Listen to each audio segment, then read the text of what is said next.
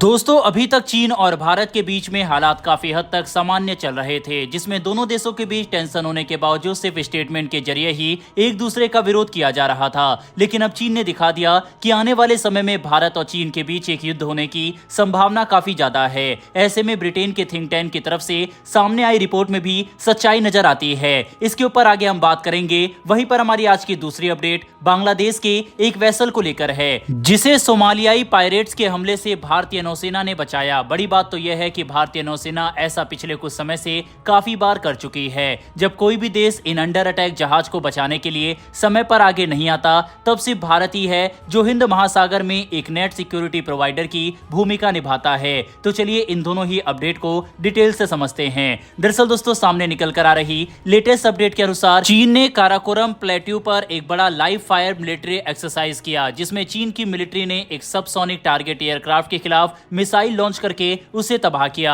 यह समझना मुश्किल नहीं है कि चीन इस मिलिट्री एक्सरसाइज को करके भारतीय वायुसेना के खिलाफ हमले की प्रैक्टिस कर रहा था, जिसमें भारत की तरफ से आने वाले ड्रोन, हेलीकॉप्टर और कम ऊंचाई पर उड़ने वाले एयरक्राफ्ट को टारगेट कर सके।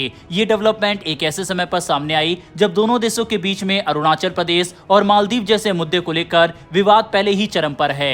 हाल ही में भारत की तरफ से 10,000 अतिरिक्त मिलिट्री पर्सनल चीनी सीमा पर भेजा गया है, क्योंकि हमें इस बात का अंदाजा था कि चीन आने वाले समय में भारत के खिलाफ कोई कार्रवाई कर सकता है। ऐसे में हम इस बात की संभावना से भी इंकार नहीं कर सकते कि भारत को कोई इंटेलिजेंस इनपुट मिली हो, जिसके आधार पर हमने 10,000 अतिरिक्त सैनिकों को भेजने का फैसला किया। साथ ही हाल ही में भारत ने असम से अरुणाचल प्रदेश को जोड़ने वाले स्ट्रेटेजिक सेला टनल को भी खोल दिया, जो तवांग तक भारत की कनेक्टिविटी को काफी बढ़ा चुका है। इतना ही नहीं बल्कि एक ब्रिटिश थिंक टैंक की तरफ से हाल ही में ये रिपोर्ट जारी की गई थी कि भारत और चीन के बीच 2025 से 30 में एक भारी युद्ध हो सकता है। ऐसे में जिस तरह की डेवलपमेंट हमें सामने देखने को मिल रही है, ऐसा लगता है कि इस बात की संभावना काफी ज्यादा है कि दोनों देशों के बीच में कोई छोटा युद्ध हो जाए, क्योंकि चारों तरफ से तनाव बढ़ते जा रहा है। सीमा पर अतिरिक्त मिलिट्री की तैनाती, चीन का लाइव फायर मिलिट्री एक्सरसाइज और हिंद महासागर के रीजन में चीन की बढ़ती मौजूदगी दोनों देशों के बीच में टेंशन को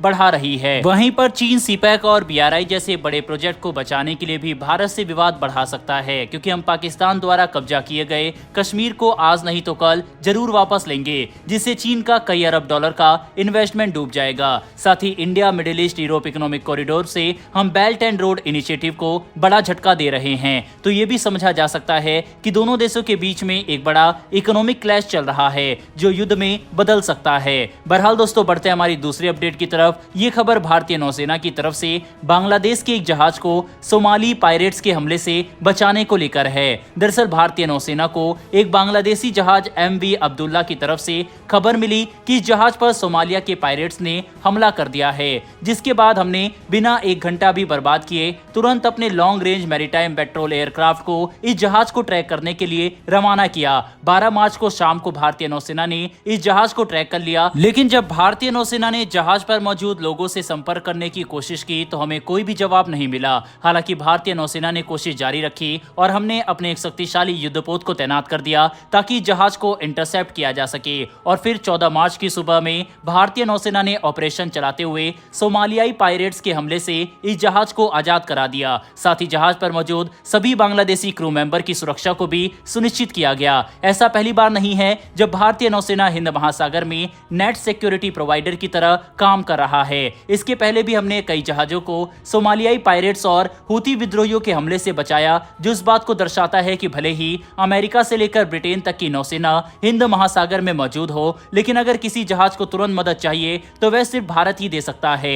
ऐसे में भारतीय नौसेना की ताकत और शक्ति प्रदर्शन के आगे कोई भी पायरेट्स नहीं टिक सकते, जिसकी वजह से हिंद महासागर आज एक काफी सुरक्षित इलाका है। लेकिन अभी भी यहाँ पर पायरेसी को रोकने के लिए हमें काफी काम करना होगा, जो सिर्फ तभी संभव है जब भारतीय नौसेना और भी ज्यादा बड़ी और शक्तिशाली बन सके। साथ ही हमें सभी मित्र देशों के साथ मिलकर हिंद महासागर में सुरक्षा और शांति को सुनिश्चित करने के लिए काम करना होगा, जो भारत कर रहा है। और यही दर्शाता है कि हम चीन की तरह स्वार्थी देश नहीं, बल्कि पूरा विश्व एक परिवार है जैसी विचारधारा में विश्वास रखते हैं। बहरहाल दोस्तों भारतीय नौसेना के इस ऑपरेशन के लिए कमेंट बॉक्स में एक जय हिंद जरूर लिखिएगा। साथ ही इन्फॉर्मेशन और वीडियो पसंद आई हो तो वीडियो को लाइक करके हमारी आने वाली डेली ऐसी वीडियो के लिए चैनल को सब्सक्राइब कर बेल नोटिफिकेशन अवश्य दबा लें। फिर मिलेंगे ऐसी एक नई वीडियो के साथ। धन्यवाद। जय हिंद।